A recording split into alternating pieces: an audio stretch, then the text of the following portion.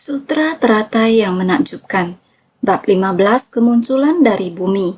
Shinfasyang Sutra Teratai episode 1502. Memahami jalan benar sepenuhnya, Dharma tingkat duniawi tertinggi.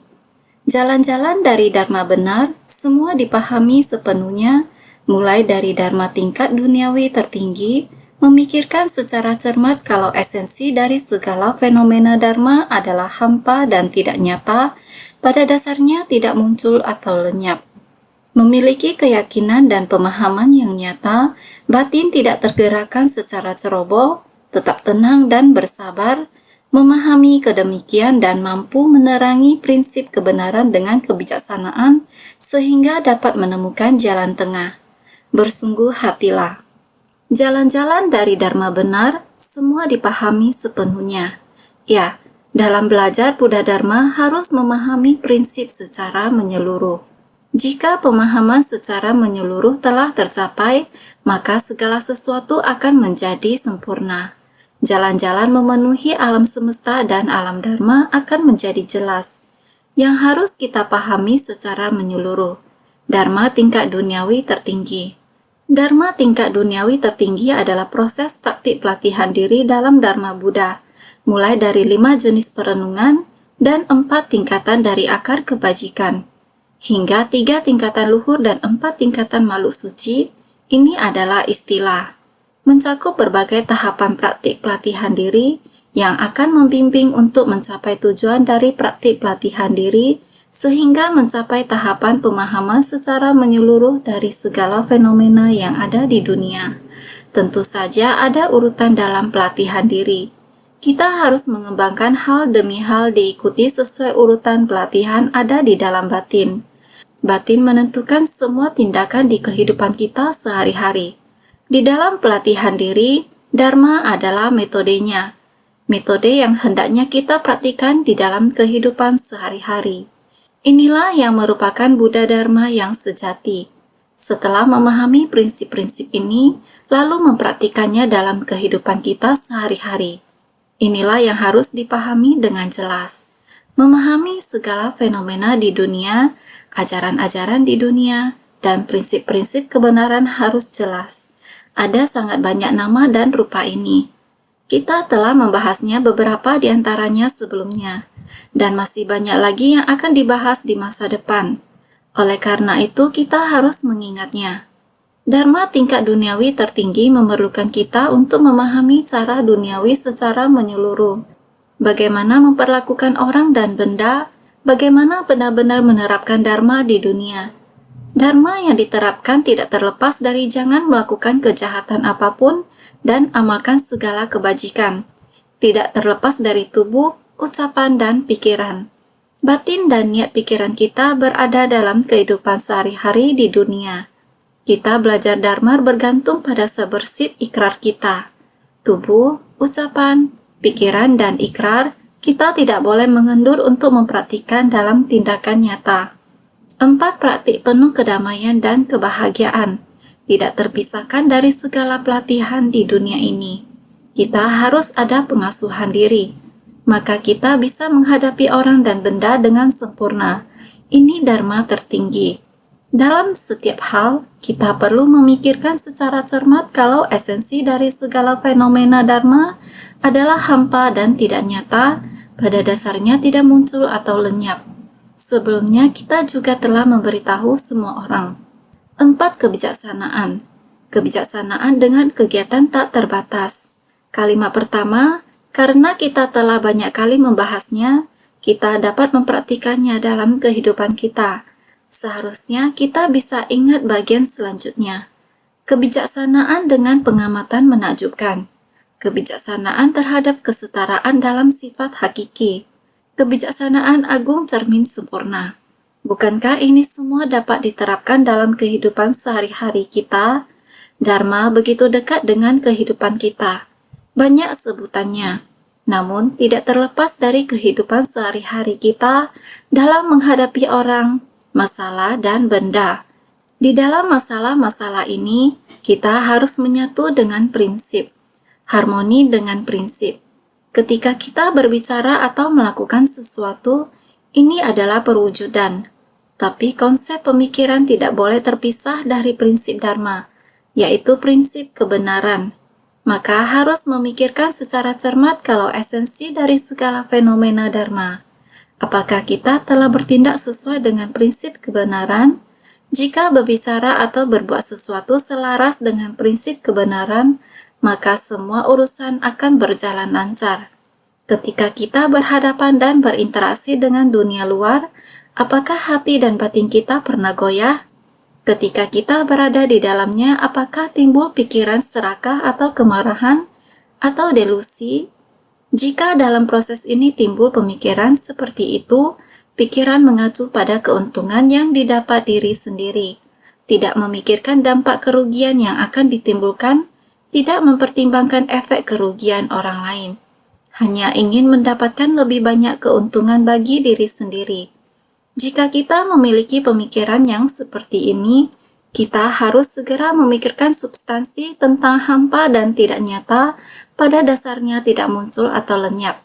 Jangan perhitungan. Untuk apa saling berhitung? Sudahlah, tidak perlu marah. Apa yang perlu diributkan? Secara alami dengan cepat terhadap orang, terhadap masalah, terhadap benda, hati kita akan terbuka dan menjadi luas. Maka rintangan permasalahan juga akan terbuka. Ini sangatlah penting dalam kehidupan sehari-hari kita. Dalam Buddha Dharma, kita melihat begitu banyak istilah yang sepertinya sangat mendalam. Ini menjadi penghalang antara Dharma dengan kehidupan kita sehari-hari. Mendengar Dharma adalah satu hal, tetapi kehidupan sehari-hari kita adalah hal lain. Jika demikian, Dharma tidak diserap ke dalam batin. Ini disebut tiada dharma untuk membebaskan. Dalam hubungan antar manusia, kita tidak dapat menjalin hubungan yang tulus. Masing-masing berpegang pada pendapat masing-masing. Demikian dharma tidak bermanfaat di dunia ini. Kita harus memanfaatkan dharma yang kelihatannya sulit dan tidak jelas. Sepertinya dharma ini memikirkan secara cermat kalau esensi dari segala fenomena dharma.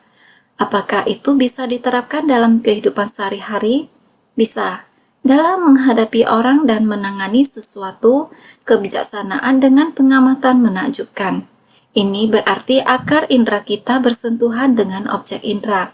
Ketika kita menghadapi orang dan masalah, ini bisa kita terapkan.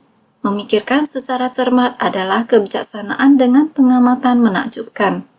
Sebenarnya ketika akar indera dan objek indera bersentuhan, kita harus benar-benar mengamatinya dan merenungkannya, bahwa apakah kita berurusan dengan orang, masalah dan materi secara harmonis, apakah kita terlepas dari aturan pelatihan diri kita, apakah kita menggunakan pola pikir manusia awam untuk menangani konflik antar manusia, atau apakah kita menangani masalah dengan pola pikir seorang pembabaran dharma.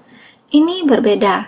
Jadi kita mendengarkan dharma, kita harus setiap saat mendengarkan dharma. Sudah mendengarkan dharma? Sudah berapa banyak kita mendengarkan dharma? Setelah kita mendengarkannya, kita harus mempraktikkan dalam tindakan nyata. Kita harus membabarkan dharma. Kita tidak bisa mengajar dharma hanya dengan mengulang demikianlah yang saya dengar. Sebaliknya kita harus menerapkan dalam kehidupan kita seperti kita berurusan dengan orang dan materi, menggunakan tindakan sebagai teladan untuk membabarkan dharma. Ini adalah mengamati dengan menakjubkan. Karena kita telah membentuk aspirasi untuk mengambil tindakan, kita tidak terlibat dalam urusan duniawi. Meskipun kita berada di antara orang-orang dan kita berada di antara mereka, dan kita berkomunikasi dengan orang lain melalui ucapan sehari-hari, tetapi ucapan sehari-hari kita berfungsi sebagai teladan dalam mengajarkan dharma. Kita harus selalu mengingatkan diri kita sendiri untuk waspada. Dalam kelompok bodhisattva yang begitu besar, bagaimana kita menemukan cara agar setiap bodhisattva dapat menyelaraskan hati mereka dengan sang jalan dan menerapkan dharma dalam tindakan? Ini sangatlah penting. Meskipun ini adalah urusan duniawi, namun tetap harus dilakukan sesuai dengan prinsip Buddha Dharma. Jadi Buddha Dharma tidak dapat dipisahkan dari cara kerja duniawi. Kata-kata ini tampak sangat mendalam. Sebenarnya cara kerja dunia tidak pernah terpisah dari Dharma. Jadi sama halnya dengan kehidupan manusia. Semua organ dalam tubuh kita bekerja untuk menopang kehidupan kita. Mereka mempunyai fungsinya masing-masing. Berbicara tentang sumsum tulang, semua orang yang mendengar akan berkata, "Oh, sumsum tulang." Dulu ketika kita membahas transplantasi sumsum tulang dan donasi sumsum tulang, kedengarannya itu adalah hal yang sangat besar. Memang ini hal yang sangat besar karena ini soal nyawa manusia. Dalam kehidupan seseorang, sumsum sangatlah penting, karena berkaitan dengan kelangsungan hidup seseorang.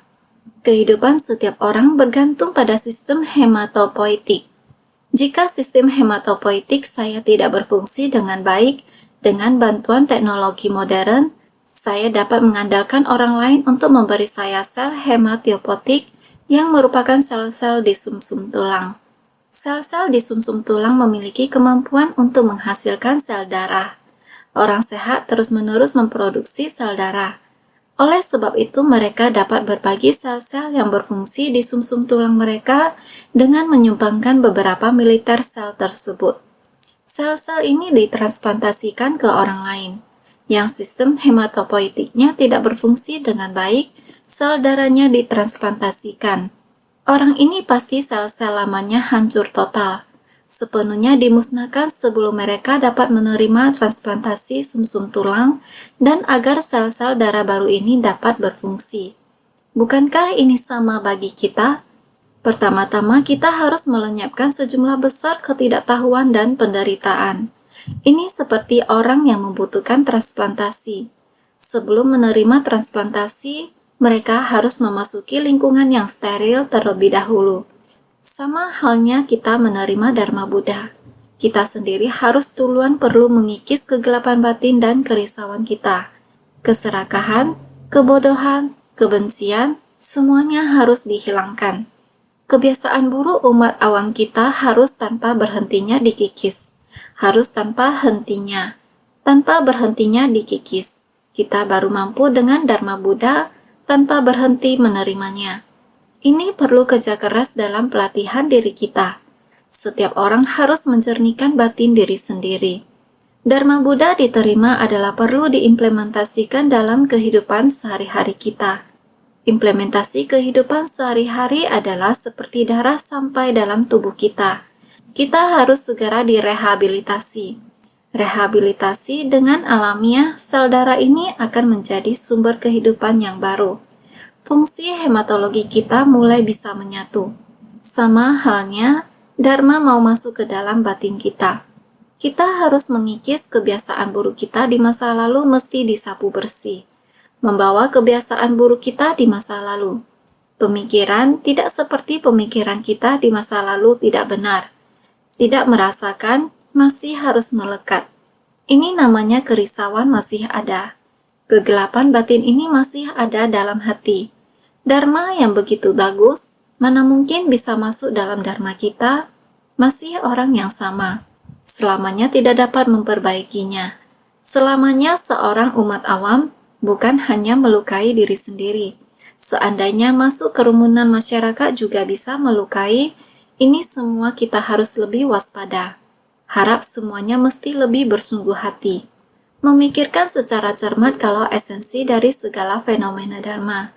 Bila tidak memikirkan secara cermat, esensi dari segala fenomena Dharma, kita sungguh akan menjadi orang yang meski selalu mendengar Dharma, namun tak bisa membabarkan Dharma. Terlebih lagi tak dapat mewariskan Dharma. Bahkan bila menyimpang sehelai rambut saja, kita akan terjatuh ke dalam ilusi.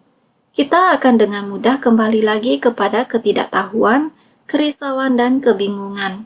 Jadi kita harus tahu bahwa dunia ini benar adalah suatu ilusi. Harus segera dilenyapkan. Dunia seperti ini kita haruslah bersungguh-sungguh dan jelas. Kita harus mengembalikan fungsi hematopoietik kita sendiri, sehingga fungsinya senantiasa berkelanjutan, tanpa henti dan sehat. Sel darah yang dihasilkan saat ini akan sangat cepat digantikan oleh yang baru tanpa henti. Siklus yang semacam ini, kita semestinya melenyapkan ketidaktahuan kita dari masa lalu. Kita harus setiap hari menerima fungsi dari sumsum tulang kita yang baru. Kita harus memiliki konsep seperti demikian, baru kita bisa menyerap dharma dalam batin. Setiap hari kita mendengar dharma, setiap hari pula kita mesti menerimanya. Kita harus melenyapkan ketidaktahuan dan kerisauan kita dari masa lalu. Ini adalah ketika kita mendengarkan dharma. Kita memiliki cara untuk mentransformasi batin kita. Dengan adanya dharma, kita bisa membimbing orang lain. Jika dharma tidak mentransformasi batin kita, bagaimana pula kita bisa mentransformasikan orang lain? Sebagai orang yang mendengarkan dharma, orang yang mengajarkan dharma dan yang mewariskan dharma, kita semestinya harus memiliki keyakinan dan pemahaman yang nyata, batin tidak tergerakkan secara ceroboh. Kita harus meyakini dan memahami niat hati kita yang penuh kesungguhan. Niat hati untuk belajar Buddha Dharma, kita harus selalu mengingatnya. Kita mesti punya keyakinan dan pemahaman akan kesungguhan hati kita. Kita tidak akan bertindak secara ceroboh. Sebaliknya, kita harus benar-benar menjaga niat hati kita dengan damai. Setiap hari Dharma terserap ke dalam batin dan setiap hari kita harus menghapus kerisauan dan ketidaktahuan kita yang lama. Jika kita ingin sumsum tulang baru yang berfungsi, sumsum Dharma harus dimasukkan ke dalam hati kita. Jadi, kita harus batin tidak tergerakkan secara ceroboh. Tidak lagi memiliki ilusi atau hayalan semu, kerisauan, dan ketidaktahuan. Kita harus berdiam dengan tenang. Sungguh-sungguh tetap tenang dan bersabar. Kita harus berdiam dengan tenang dalam 4 praktik penuh kedamaian dan kebahagiaan. Tubuh, ucapan, dan pikiran kita harus berdiam dengan tenang dalam Dharma. Jangan ketika masuk di tengah orang banyak, lalu melupakan Dharma. Seperti orang awam di dunia fana yang bergelora. Orang dan masalah tersesat di tempat ini. Kita jangan berbuat seperti ini. Jadi kita harus menghayati, memahami kedemikianan dan mampu menerangi prinsip kebenaran dengan kebijaksanaan. Prinsip kebenaran kita, cahaya kebijaksanaan ini harus menerangi prinsip kita. Jalan merupakan satu jalan yang luas. Dengan kebijaksanaan kita menerangi jalan ini, membuat kita memahami sepenuhnya tingkat kebudahan. Dalam jalan bodhisattva kita harus membimbing atau menyadarkan diri kita sendiri dan juga menyadarkan orang lain. Jadi, apakah orang yang menyadarkan orang lain bisa tersesat? Mereka tidak akan tersesat. Dharma tampaknya sangat dalam. Sebenarnya, ketika kita mengambil langkah nyata di jalan yang benar, kita bisa menemukan jalan itu mulus dan rata. Dharma ada dalam kehidupan kita sehari-hari, dan jalan ini tidak sulit. Jadi, setiap orang harus memiliki keyakinan dan pemahaman yang nyata, batin tidak tergerakkan secara ceroboh. Kita hanya perlu damai, berdiam dengan tenang dalam Dharma sejati, berdiam dengan tenang dalam tubuh, ucapan, dan pikiran kita, berdiam dengan tenang pada ikrar yang kita bangun. Prinsip-prinsip ini ada dalam hidup kita, dalam kehidupan kita sehari-hari, dan tidak terpisahkan dari kita. Jadi kita harus bersungguh hati. Selanjutnya kita harus ingat naskah sutra sebelumnya. Mereka mampu secara terampil mempraktikkan segala dharma bajik tahap demi tahap, pandai dalam bertanya jawab, adalah pusaka di antara orang-orang dan sangat langka di seluruh dunia. Sutra Teratai bab 15 kemunculan dari bumi. Kita harus selalu ingat, seperti yang sudah dibahas sebelumnya, kita harus berlatih secara tahap demi tahap mengenai apa yang diajarkan secara bertahap dan dianalisis satu persatu baik nama maupun tampilannya. Kita harus memahaminya dengan jelas. Inilah alasan mengapa harus mempelajari Dharma dalam jangka waktu yang lama, harus secara terampil mempraktikkan segala Dharma bajik tahap demi tahap, mengingatnya dalam pikiran kita setelah dipelajari. Di antara orang-orang, pandai dalam bertanya jawab, karena mereka yang mendengarkan Dharma adalah orang yang harus mengajarkan Dharma. Kita harus terampil dalam bertanya dan menjawab pertanyaan. Pusaka di antara orang-orang. Berharap kita dapat menjadi orang-orang yang membuka jalan dan membabarkan Dharma. Kami adalah praktisi Buddhis. Sang Buddha membuka jalan dan membabarkan Dharma. Sang Buddha tidak mengatakan kebohongan. Dia mengatakan apa yang benar. Apakah kita dapat mencapai keadaan di mana kita tidak berbohong dan hanya mengatakan apa yang benar? Jika kita hendak mengajarkan dharma kepada orang lain, dapatkah kita mencapai untuk tidak berdusta? Tidak berdusta adalah dharma bertemu dengan sejati. Dapatkah dalam kehidupan kita sehari-hari dan apa yang kita temui dalam hidup bisa menyatu dengan prinsip-prinsip ini?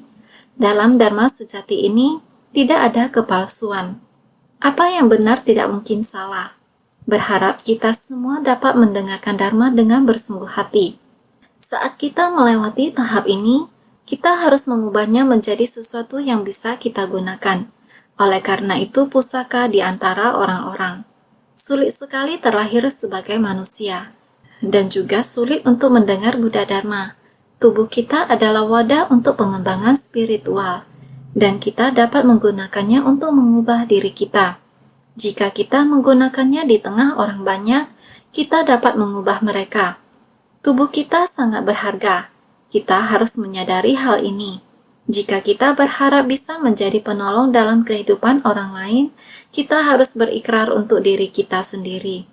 Jika tidak, kehidupan kita akan berlalu dengan sia-sia. Akhirnya tubuh kita akan membusuk dan hilang. Mengapa kita tidak menggunakannya dengan baik? Kita harus dengan sungguh-sungguh menghargai kehidupan kita dan menjadi pusaka di antara orang-orang. Kita tidak hanya melihat sutra dan mengatakan, "Lihat, ini adalah pusaka di antara orang-orang." Kita harus berharap untuk menjadi seperti ini. Karena kita ingin mencapai kebudahan, kita harus mengharapkan diri sendiri untuk menjadi seperti itu. Sangat langka di seluruh dunia. Kita berharap akan menjadi orang yang berguna dan bernilai oleh orang lain. Dalam naskah sutra berikut ini, Maitreya mengatakan, hari ini Bhagawan barusan mengatakan bahwa ketika Buddha mencapai jalan kebudahan, Buddha membuat mereka pertama-tama membangkitkan tekad, lalu mengajar, membimbing dan memandu mereka agar menuju Anuttara Samyak Sambodhi. Bhagawan memang belum lama mencapai kebudahan, namun mampu melaksanakan hal dengan pahala kebajikan besar ini. Sutra Teratai bab 15 kemunculan dari bumi. Bodhisattva Maitreya memiliki harapan agar Buddha dapat kembali menjelaskan. Pencapaian dari bodhisattva yang begitu banyak jumlahnya seharusnya memakan waktu yang lama untuk menyempurnakannya. Akan tetapi Buddha telah membina diri untuk mencapai kebudahan. Hingga sekarang waktu yang dilaluinya masih belum lama. Bagaimana bisa menyempurnakan banyak hal? Karena para bodhisattva ini telah didekat. Dekat pada tahap tingkat luhur, mendekati tahap makhluk suci. Bagaimana mungkin? Inilah penjelasan yang dinantikan oleh bodhisattva Maitreya. Jadi, Bhagawan memang belum lama mencapai kebudahan, namun mampu melaksanakan hal dengan pahala kebajikan besar ini. Inilah yang perlu Anda semua mengerti. Beberapa hari ini terus dijelaskan. Keraguan Maitreya tak lain adalah demi menambah kejelasan untuk makhluk hidup di masa mendatang. Hanya dengan pertanyaan sehingga dapat menimbulkan jawaban. Seluruh penjelasan dari jawaban dapat menambah sebuah kejelasan pada keraguan dan kejelasan. Kita dapat memecahkan seluruh keraguan. Hal yang tidak jelas dapat membantu kita untuk menjadi jelas. Perlu untuk menerima, ada pertanyaan, ada jawaban, sehingga dapat menghapuskan keraguan orang. Mari penggalan naskah sutra selanjutnya perlu untuk bersungguh hati. Kami sekalian memiliki keyakinan kalau Buddha berbicara sesuai dengan apa yang tepat. Ucapan Buddha tidak pernah palsu. Pengetahuan Buddha adalah sepenuhnya dan menyeluruh. Sutra Teratai bab 15 kemunculan dari bumi. Kita semua sangat percaya terhadap dharma yang telah dibabarkan Buddha kepada kita. Seharusnya semuanya adalah benar dan nyata. Semuanya dibabarkan sesuai dengan kapasitas menerima masing-masing. Kita semua percaya. Tidak peduli Buddha membabarkan dharma apa, kita semuanya sangat percaya. Maka bisa dikatakan, kami sekalian para bodhisattva memiliki keyakinan terhadap Buddha. Sang Tathagata menggunakan metode terampil, sesuai dengan apa yang tepat dalam membabarkan dharma. Dharma yang Buddha babarkan kepada semua orang, kita semuanya tidak memiliki keraguan. Ucapan Buddha tidak pernah palsu, Pengetahuan Buddha adalah sepenuhnya dan menyeluruh, terutama adalah apa yang telah Buddha ucapkan. Semuanya tidak pernah palsu. Apa yang Buddha ketahui seharusnya adalah sepenuhnya dan menyeluruh.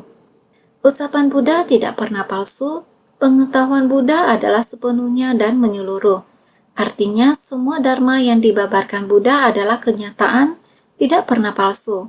Kebijaksanaan Buddha adalah tiada rintangan, semua yang diketahuinya adalah kebenaran, tiada yang tidak dipahami sepenuhnya. Buddha Maitreya mengatakan demikian. Namun maksud yang terkandung di dalamnya adalah membabarkan dharma adalah kenyataan, tidak pernah palsu. Kebijaksanaan Buddha adalah tiada rintangan. Yang dipercayai oleh semua orang adalah kebijaksanaan Buddha tiada rintangan. Semua yang diketahuinya adalah sangat nyata, yaitu tiada yang tidak dipahami sepenuhnya. Ini adalah kita semuanya harus sangat percaya. Namun, akan tetapi bagi para bodhisattva yang baru membangkitkan tekad, sesudah Buddha parinibbana nanti, apabila mereka mendengar perkataan ini, mungkin tidak akan meyakini atau menerimanya, sebaliknya mereka malah memunculkan sebab dan kondisi untuk menciptakan dosa karma dari merusak dharma. Sutra Teratai bab 15 kemunculan dari bumi. Buddha Maitreya telah menyatakan isi hatinya, mengatakan ucapan Buddha tidak pernah palsu, kebijaksanaan Buddha menembus segalanya, membabarkan dharma sesuai dengan akar kapasitas menerima orang. Ini kita semua sangat jelas. Kita memahaminya.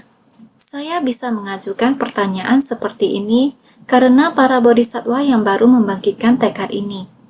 Akan tetapi bagi para bodhisattva yang baru membangkitkan tekad sesudah Buddha parinibbana nanti, artinya alasan dari Maitreya mengajukan pertanyaan sulit kepada Buddha adalah dikarenakan takut kalau para bodhisattva yang baru membangkitkan tekad sesudah Buddha parinibbana nanti, para makhluk pada masa mendatang tidak akan mempercayainya. Akan tetapi bagi para bodhisattva yang baru membangkitkan tekad, sesudah Buddha parinibbana nanti, sesudah Sang Buddha memasuki parinibbana, orang-orang akan mendengarkan kata-kata ini dan berkata, setelah Sang Buddha meninggalkan rumah dan terlibat dalam pelatihan dan mengajarkan dharma, beliau benar-benar mengubah begitu banyak orang. Mungkin para bodhisattva yang baru terinspirasi ini tidak dapat mempercayai ini, tidak dapat untuk percaya, mereka akan menimbulkan keraguan dan memfitnah dharma. Jika mereka mempunyai keraguan, keyakinan mereka akan hilang, dan mereka akan dengan mudah memfitnah dharma. Ini berarti mereka akan mengkritik dan membangkitkan begitu banyak keraguan. Saat mereka mempunyai keraguan itu, mereka akan memfitnah dharma. Jadi, demi para bodhisattva yang baru membangkitkan tekad, Maitreya dengan bersungguh hati menanyakan akan hal itu. Dia menggunakan nada kritis pada saat menanyakan kepada Sang Buddha. Pertanyaan sulit kepada Buddha. Ini adalah sebuah bentuk kritik. Bagaimana mungkin seorang orang muda yang berumur 25 tahun mengatakan bahwa pria itu telah berumur hampir 100 tahun? Apakah mereka semua adalah anak-anaknya? Sang Buddha tidak lama mencapai kebudahan. Tetapi Anda mengatakan bahwa para bodhisattva yang telah terlatih semuanya adalah murid-murid Anda. Siapakah yang akan mempercayai ini? Maitreya bertanya kepada Sang Buddha dengan cara ini. Di dalam pikirannya dia melakukan ini. Karena takut kalau yang membagikan tekad ini mengacu kepada mereka yang memiliki akar keyakinan yang dangkal, yang hanya baru mulai membentuk tekad. Sesudah Sang Buddha parinibbana, mereka belum menerima ajaran mendalam Sang Buddha. Sesudah Sang Buddha memasuki parinibbana, makhluk hidup masa depan akan tidak dapat mempunyai keyakinan di dalam Dharma. Ini karena ketika membandingkan jumlah para bodhisattva dan waktu yang diperlukan untuk mengubah mereka. Dengan pencapaian Sang Buddha, terdapat perbedaan yang besar. Mereka tidak akan dapat mempercayai itu. Jadi, apabila mereka mendengar perkataan ini, mungkin tidak akan meyakini atau menerimanya, sebaliknya mereka malah memunculkan sebab dan kondisi untuk menciptakan dosa karma dari merusak dharma. Dikarenakan memiliki keraguan, makanya tidak meyakini dharma ini. Karena tidak meyakininya, lalu memunculkan fitnah dan mendatangkan dosa kesalahan. Jika mendengarkan perkataan demikian, kemungkinan tidak akan meyakini. bukan hanya tidak akan meyakini, kebalikannya malah merusak dharma, yakni ragu. Karena keraguan sehingga tidak meyakini dharma. Sehingga karena tidak percaya dharma, maka dia akan memunculkan fitnah. Karena fitnah, maka dia akan mendatangkan dosa karma. Karena memfitnah dharma sejati, dosa karma akan sangat berat. Sehingga karena demikian, maka Bodhisattva Maitreya menanyakan hal demikian, berharap Sang Buddha bisa menjelaskannya dengan sangat mendetil. Naskah sutra selanjutnya mengatakan lagi, "Baiklah Bhagawan, sudikah engkau menjelaskannya? Karena keraguan kami sekalian terhapus, serta para pria berbudi pada masa mendatang yang mendengar tentang hal ini juga tidak memunculkan keraguan."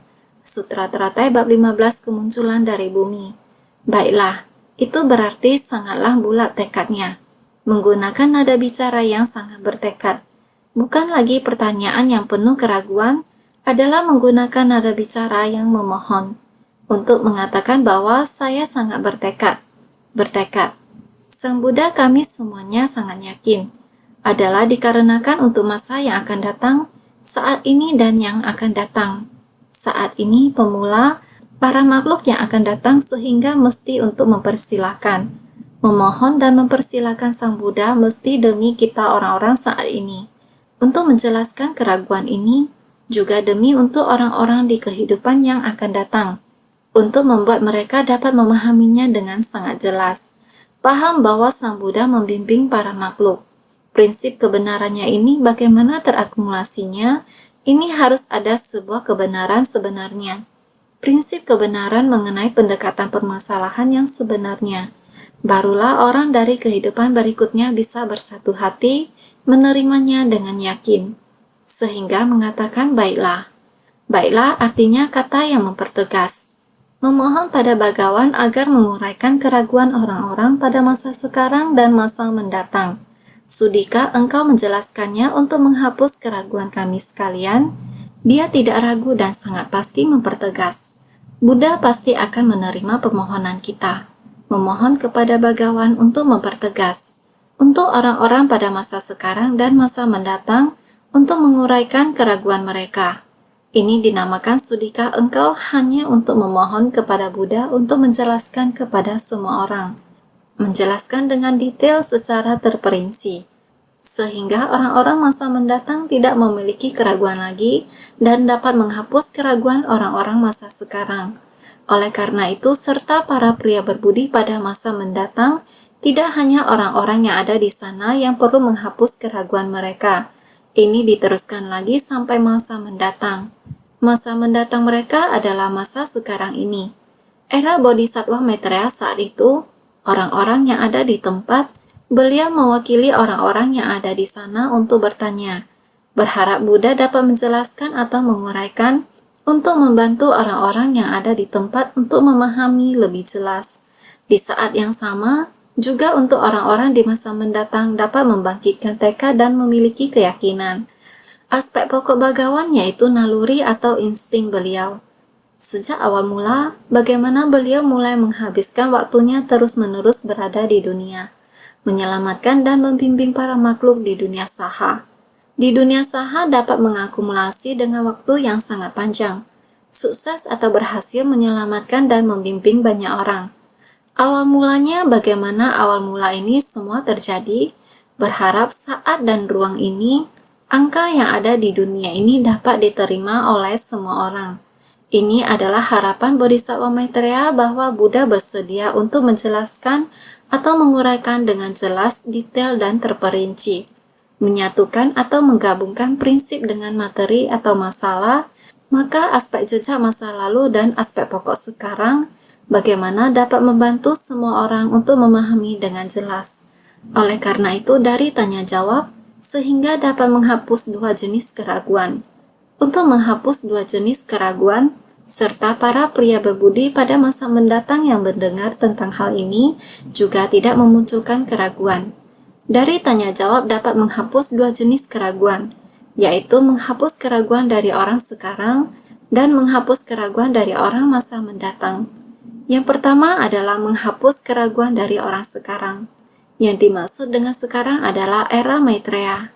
Mereka di era tersebut mempunyai keraguan di hati mereka.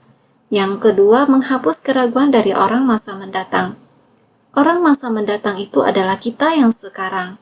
Yang dimaksud bukan hanya kita, tetapi mereka yang akan hadir di masa mendatang dan seterusnya tanpa akhir.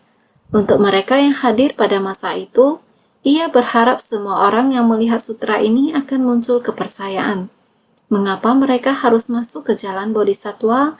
Jalan bodhisattva adalah obat ajaib untuk mengobati dunia ini. Metode ini harus diturunkan ke dunia. Maka ia harus melenyapkan semua keraguan. Keraguan akan memunculkan delusi. Delusi akan memunculkan ketidaktahuan, dan ketidaktahuan akan memunculkan penderitaan. Penderitaan, ketidaktahuan, dan delusi ini semua mulai dari keraguan.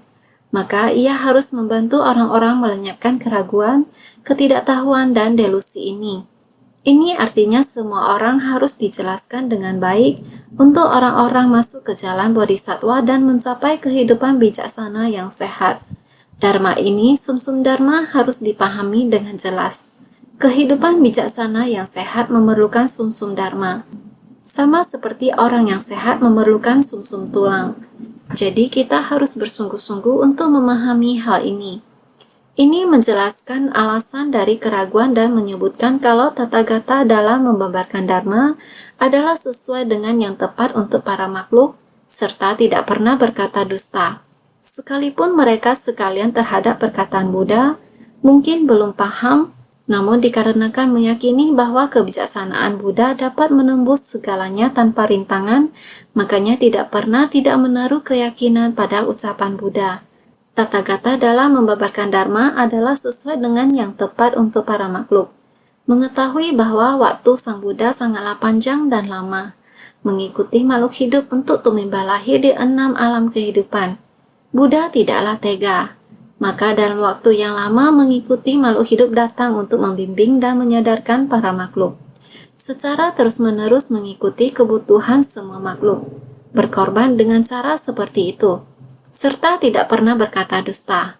Dari kehidupan ke kehidupan, Dharma yang dibabarkan tidak menjadi menyimpang. Dari permulaan sampai menjadi Buddha. Dari kehidupan ke kehidupan Dharma yang dibabarkan secara tepat.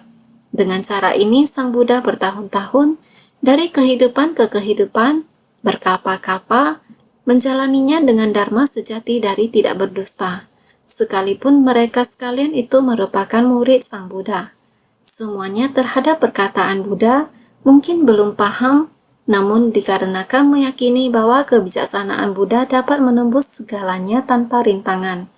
Mengetahui bahwa Dharma yang dibabarkan Sang Buddha, walaupun kita semua belum paham dengan sangat jelas, namun kita percaya akan kebijaksanaan Sang Buddha yang sudah mencapai pemahaman yang sangat jelas. Prinsip Sang Buddha yang sangat jernih, jelas dan dapat dipahami dengan jelas. Dari dulu sampai sekarang, kami semua tidak meragukannya. Percaya namun tidak begitu paham. Memohon kepada Buddha agar menjelaskan secara terperinci kepada kami. Maksudnya adalah seperti ini. Masih belum mengerti. Maka kami sekalian sejak lama telah mengikuti Buddha dan menerima bimbingannya, makanya meyakini prinsip kebenaran dari Buddha. Sedangkan para bodhisattva yang baru membangkitkan tekad, mereka mudah menggunakan pemikiran dari para makhluk untuk menilai Tathagata. Jika tidak terbayangkan oleh pemikiran, mereka tidak akan meyakininya. Tanpa keyakinan, mereka akan menaruh keraguan dan menjelek-jelekannya, atau mengatakan kalau itu adalah kebohongan, atau itu adalah ucapan yang membodoh-bodohi dunia. Diri sendiri tidak meyakini Buddha, juga mencegah orang lain untuk meyakini Buddha. Inilah sebab dan kondisi untuk menciptakan dosa karma dari merusak Dharma. Kami sekalian sejak lama telah mengikuti Buddha dan menerima bimbingannya. Naskah sutra di depan telah mengatakannya. Meyakini prinsip kebenaran dari Buddha. Sekelompok orang ini telah menerima bimbingan Buddha.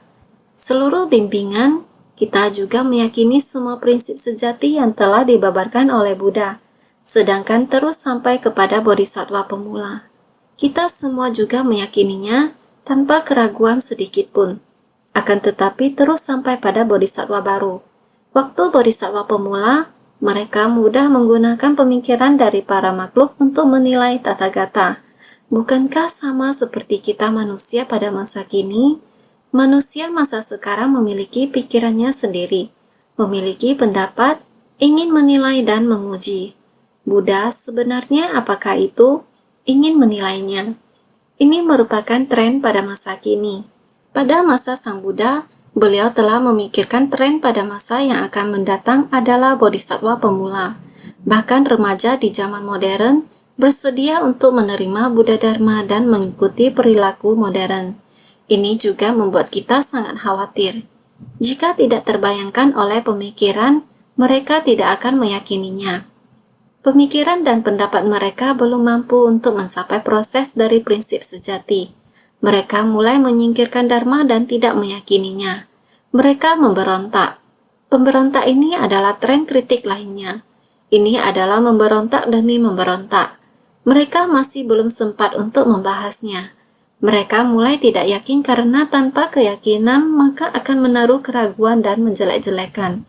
Mereka mengkritiknya karena kebijaksanaan dirinya belum mencapai tingkat itu. Mereka akan mulai berdebat. Ada orang yang belum sampai pada tahap menerima kritikan, maka akan segera bergerak begitu mendengar sedikit desas-desus dan menyebarkannya kemana-mana. Sehingga ini akan menjadi angin ketidaktahuan dan terciptalah perdebatan karena ketidaktahuan. Dharma Buddha akan dirusak oleh karenanya. Ini adalah hal yang mengkhawatirkan di masa yang akan datang. Masa kitab sutra ini sengaja di tempat itu mengajukan pertanyaan yang menyulitkan ini, yaitu semua yang berbentuk kritik.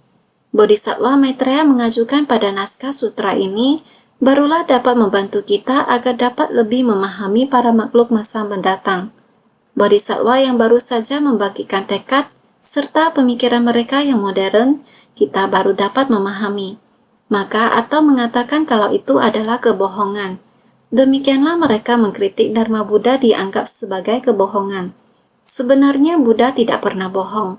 Namun bodhisattva yang baru saja membangkitkan tekad di masa depan, orang yang modern di masa depan, mereka akan sangat mudah mengingkari hukum sebab akibat. Mereka akan mengkritik dan membuangnya. Maka atau itu adalah ucapan yang membodoh-bodohi dunia. Mereka akan mengatakan, Dharma Buddha adalah keyakinan pada tahayul, Dharma Buddha seperti kecanduan opium. Demikianlah, sehingga dapat membinasakan Dharma Buddha, dapat merusak Dharma Buddha. Pada era kita ini, kita sudah pernah mengalami waktu yang begini. Itu hanyalah permulaan dari sebuah tren. Apakah itu mengenai prinsip kebenaran dari Confucius atau prinsip kebenaran dari Dharma Buddha? Segala yang membentuk prinsip kebenaran juga mendapat kritikan. Ini akan diperburuk pada masa depan. Maka kita harus dengan sungguh hati melindunginya. Jadi mereka bisa mengatakan ini ucapan untuk membodoh-bodohi dunia. Ajaran untuk membingungkan orang yaitu tanpa meyakini. Jadi tidak mempercayainya. Para bodhisattva yang baru membangkitkan tekad ini. Orang-orang di masa mendatang, mereka adalah faksi kecenderungan baru, yaitu tidak mempercayai Buddha. Jadi, mencegah orang lain untuk meyakini Buddha, inilah sebab dan kondisi untuk menciptakan dosa karma dari merusak Dharma, lalu menimbulkan kehancuran ajaran Buddha, memusnahkan ajaran Buddha. Demikianlah prinsip-prinsip kebenaran di dunia. Jalan, semuanya hancur. Sungguh menakutkan. Ini adalah alasan kenapa Maitreya memimpin seluruh hadirin menaruh keraguan, berharap dapat memancing penjelasan dari Tathagata demi melindungi para makhluk dalam kendaraan besar yang baru membangkitkan tekad. Oleh karena itu, ini alasan kenapa Maitreya memimpin seluruh hadirin menaruh keraguan. Maitreya memimpin semua mulai bertanya keraguan mereka. Ini adalah kesengajaan dari Bodhisattva Maitreya. Memimpin orang-orang ini bertanya, berharap hal ini dapat memancing agar Tathagata dapat menjelaskan lebih jelas. Jadi demi melindungi. Untuk batin melindungi para bodhisattva baru di masa mendatang yang membangkitkan tekad. Ini dapat melindungi kendaraan besar ajaran Buddha. Ini adalah alasan Bodhisattva Maitreya. Beliau mencurahkan sepenuh hati. Kita harus bersungguh hati. Sungguh kita sangat khawatir dunia di masa mendatang akan berubah seperti apa. Kita sungguh tidak mampu meramalkannya. Namun kita harus teguh di masa sekarang, teguh di saat ini.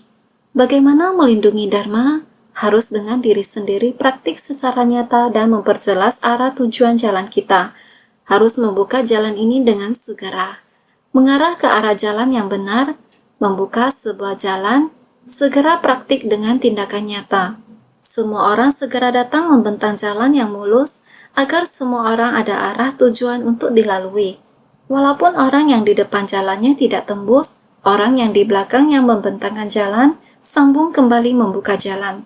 Jalan yang dibuka, jalan yang dibentangkan tidak akan berhenti, dan kita tidak meninggalkannya. Jalan yang di depan dibuka sampai satu tahap. Hukum alam kita tiba.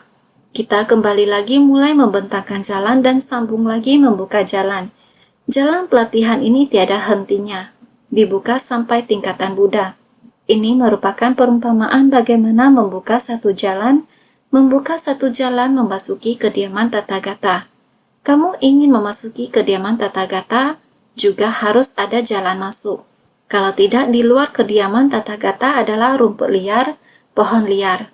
Dari tempat yang jauh ingin memasuki kediaman Tathagata, rumput liar bertumbuhan. Kalau jalan tidak dibuka dari depan, bagaimana akan memasuki kediaman Tathagata? Rumput liar ini seperti keraguan. Berharap noda batin kita, ketidaktahuan, delusi, bagaimana menghapusnya? Pada zaman Buddha sangat mengutamakan masa mendatang kita yang sekarang. Orang yang sekarang demi orang yang masa mendatang, jalan kita ini harus jelas. Jalan di lahan batin sendiri tidak jelas membukanya. Kita tidak akan dapat membentangkan jalan untuk orang di masa mendatang. Sehingga jalan-jalan dari Dharma benar harus memahami sepenuhnya. Jalan ini harus dipahami sepenuhnya, menapaki sampai Dharma tingkat duniawi tertinggi. Jalan itu ditapaki tanpa berhenti, sehingga semua orang harus senantiasa lebih bersungguh hati.